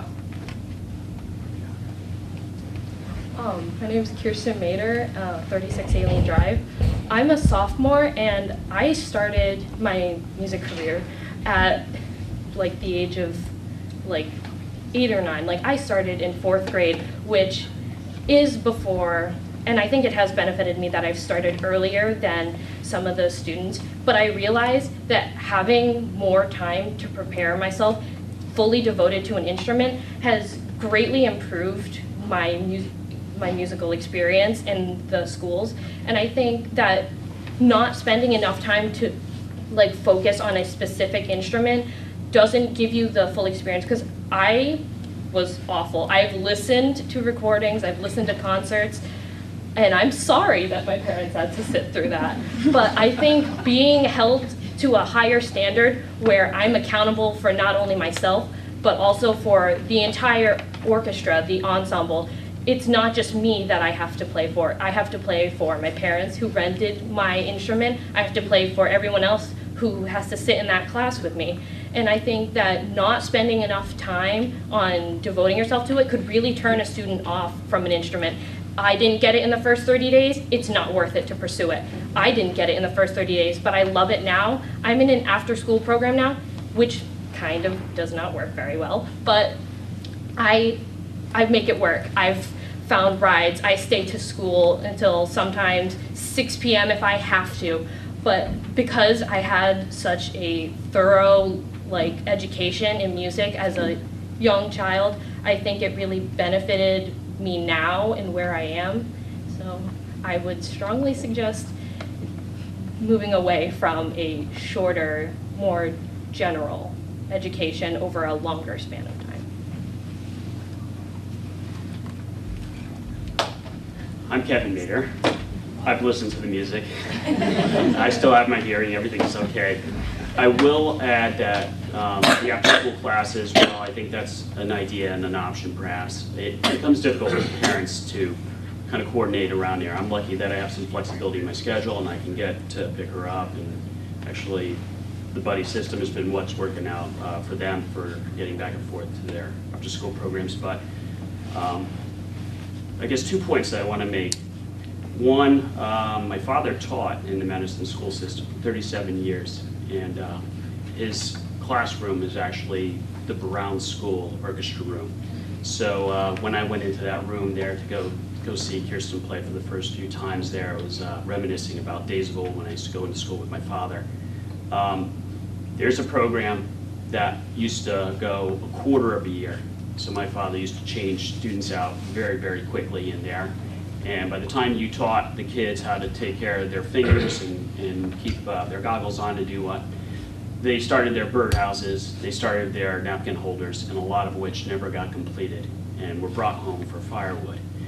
So I guess I'm concerned that even with the extension of 34 hours or whatever that may be, I think that's based off a number that maybe isn't even a good starting point. 40 minutes of music for the kids in the elementary level may be too low. I'm not sure that that's a really good barometer out there. I think, overall contexts for learning are very, very important. And I think the arts, singing, if it's playing in the orchestra or in the band, I think it's extremely important to the whole learning experience for the students. And I think that by engaging them early on and getting them around an instrument that they can put themselves into helps them in all the other classrooms. I could say that early on I wasn't sure if Kirsten was going to keep with it. I mean, she picked up the piano first, and then she went to the violin because at Brown you had some choices, and the choice that she picked was the violin. And I'd say the first year of screeching and scratching was a little bit tough, but the kids got better, and I could hear the progression. And that's really why we have what we have in this township today. We have excellent players. Michael, that was just here, I listen to him every time we're at the concerts. I'm fascinated by how well they play at such an early age. I know you guys are in the drafting stages. You're considering all the options on here. You're engaging the right minds, the experts. Learn from the experts. Ask them what is a good curriculum, what is a good course. Give the kids the best that we can offer them, because I listened to this gentleman from O-Line, and my heart goes out to him. I feel like he wants to put more into the school, and he can't get it. And we shouldn't lose it.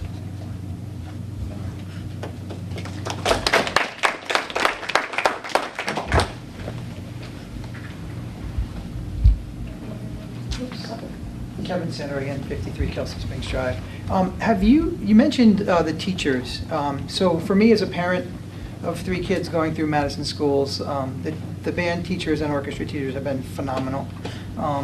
I know that in my training as a lawyer, experts relying on, so I think me, in my own experience, some of the best experts, I'd be interested to know if Mr. Gage, Mr. Leonard are on board with the proposed changes to the curriculum, because that would actually, if they were, that would alleviate a lot of my fears. Not really for my kids, not going to really affect them that much, but it's the attractiveness of our Madison community, which we will probably leave one day, but for the next generations that will backfill and come in and repeat the cycle.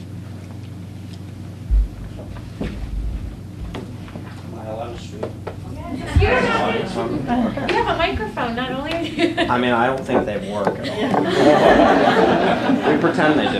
You can turn it on. I don't. All right, so I've heard people talk about band, orchestra, chorus. I started with theater in 5th grade, and initially I did not have a clue what I was going to do, but I remember the orientation ceremony, or the presentations they did for us in 4th grade when we were choosing our electives. And Mr. Price did such a great pitch for theater, and I really was like, you know, I really should try that. And it was really a trial by fire for me because I really couldn't speak well, I was stuttering, I really couldn't act well. And through theater, I mean, I was able to act, and now I'm acting in the high school plays and musicals, and I was able to get a lead role for the last musical, which was a great thing. But along with that, I've learned so many important speaking skills and techniques, and through presentation, through theater, I found a fascination in debate, and now I'm looking into law for college. That's a major that I'm considering. And being a kid that's never done any sports whatsoever, theater was a big part of my life, and it still is today. I don't ever want to lose that.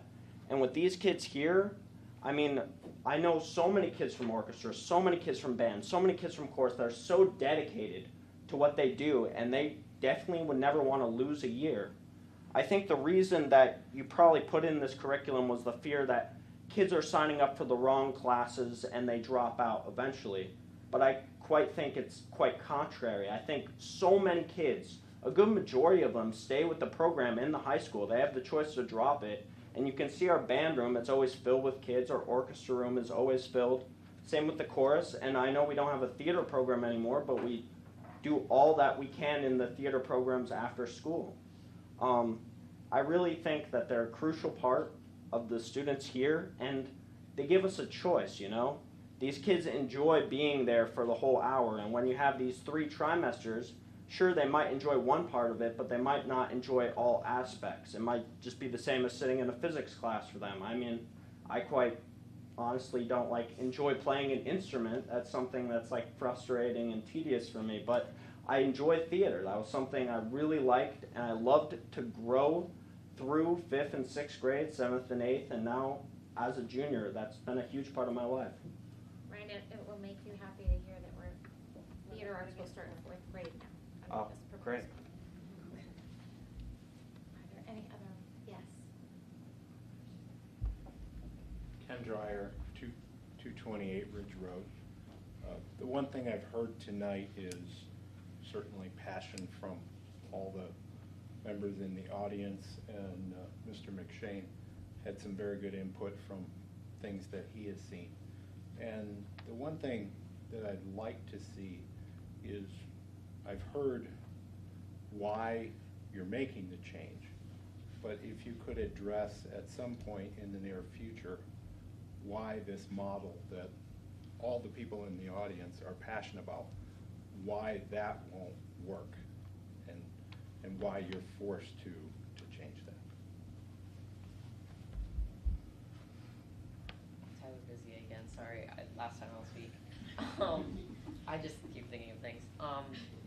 So as someone who considered music as a major and a possible career, I just want to say that it was mentioned before how difficult it is to get into college now. It's always been difficult, but it just is the price and the competition keeps growing. And from someone who toured colleges with the intent of becoming a music education or music therapist, there is an audition you have to do, and it's very stressful. But to prepare for that I wasn't taking any private lessons up until this past summer.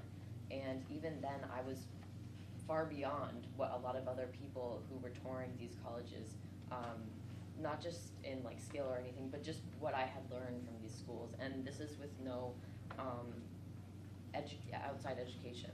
I still, of course, did because I was nervous, and auditions are stressful, and I want to be the best prepared I could, but to take away that foundational year, I mean, to change the foundational year would be detrimental, I believe.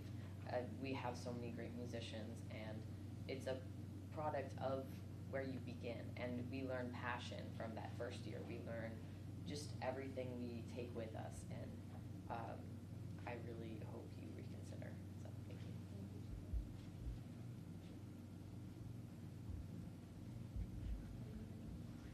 Sorry, Susan Yankee again. Sorry.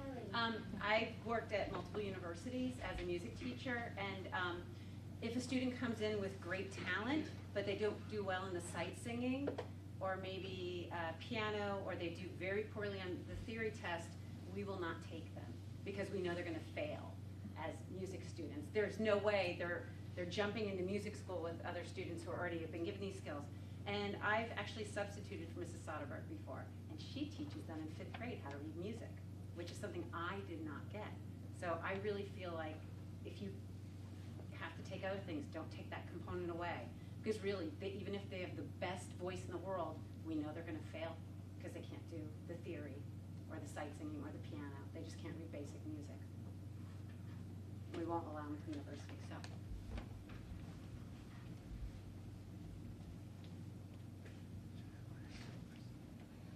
Hello, Peter Vizier, 6 Silk Road, also work at Brown School. I've heard a lot of information tonight from everyone. I'm very impressed, and I just want to summarize a couple of things that I've heard. And it's something, choice empowers passion. And one thing that's really important in classrooms is that students have choice. And reading books, we empower our kids early on to read books that they really would like to do. And I feel very strongly that students having choice in what they take with music is really important at a young age because it's going to empower them and it's going to give them passion. We try to build stamina within our children and follow their passion. And I feel that that is just going to be an important direction for Madison Public Schools. We moved here 12 years ago for this district. Just so happens that things worked all right for our family to be very embedded in this district. But I really, truly feel that this whole idea of choice is going to lead to passion. It is going to lead to kids really following. Like if it doesn't work out at first, they have enough time to continue to change those instruments and pursue their interests in music. And music is such an important part. There's so much research that shows that kids that have lots of choice in education early on, playing instruments, do better in school. They do better in math, they do better in reading. So, my thoughts. Thank you.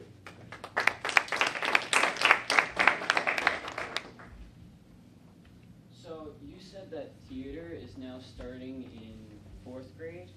So why aren't all 4 of these different ways of communicating the arts all traveling together? Because singing is related to theater because they have musical theater. They have the band that plays when there is musical theater, or orchestra that plays when there's musical theater. Why aren't all these traveling together?